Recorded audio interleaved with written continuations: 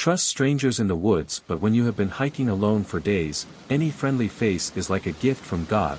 That is what I told myself when I met them.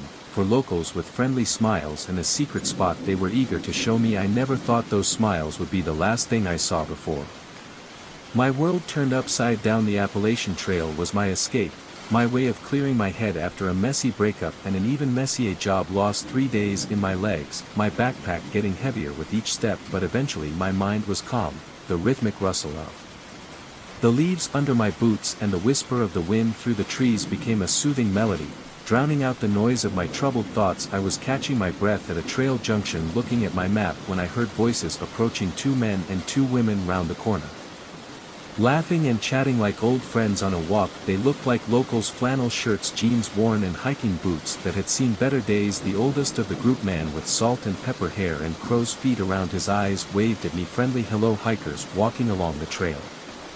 Soloha. His voice was warm with a touch of southern charm. I nodded, suddenly realized how long it had been since I had spoken to another person. Yeah, just me on the trail. The man introduced himself as Ray and gave a quick introduction to the others, Mike, Sa, and Lisa. They asked about my hike, where I came from. The usual small talk felt nice, normal, even chatting with people again. You know, Ray said, leaning in mysteriously, if you're looking for a real view, we know a spot just off the trail. Most hikers miss it because it's not on the map. I hesitated.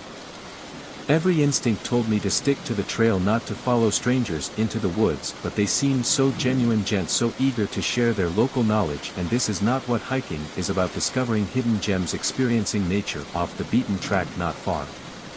Sarah chimed in, her eyes sparkling. Maybe half an hour was the peak. The views of the valley were spectacular, especially at this time of year when the leaves were changing. I found myself nodding before I could think better of it. Sure, why not? Lead the way. We set off down the well-worn trail, behind Ray leading, with Mike following, Sarah and Lisa walking either side of me, chatting happily about the history of the area and pointing out interesting plants along the way. At first we followed a faint trail, little more than a game trail, but as we went deeper into the woods, even disappearing, the forest became denser, the canopy above obscured more and more. Plenty of sunlight. The friendly chatter of the group gradually dies down, replaced by the sound of our footsteps and the occasional snapping of branches. I try to follow my path, but the trees all start to look the same and I lose my bearings. An uneasy feeling in the pit of my stomach tells me something is wrong. The half-hour mark has come and gone and we continue uphill. The slope gets steeper, the bushes get thicker, my legs burn with the effort and I have to use my hands to push. The branches seem to be grabbing at my clothes. Further, I ask, trying not to let the worry show in my voice. Ray glances at me, his previous warmth is replaced by a cold assessment not far away. Aren't you tired now? There's something about him.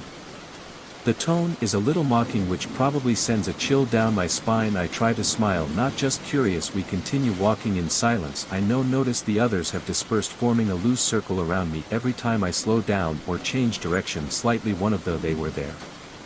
It hurt as I turned back the right way, realizing it hit me like a punch in the gut. I was being woken up. My heart started to beat fast and I felt sweat running down my forehead. Despite the cool air, I tried to calm down to make sense of the situation. Maybe I was just being paranoid, maybe the secret place was really just ahead. But as we entered a small clearing, I knew in my heart that I had made a terrible mistake. There was no spectacular view. The valley stretched out before us was just a small, unremarkable space surrounded by dense forest. Ray stopped and turned to face me, and the others closed ranks, forming a tight circle. Ray spoke. His voice was no longer friendly, it seemed. See,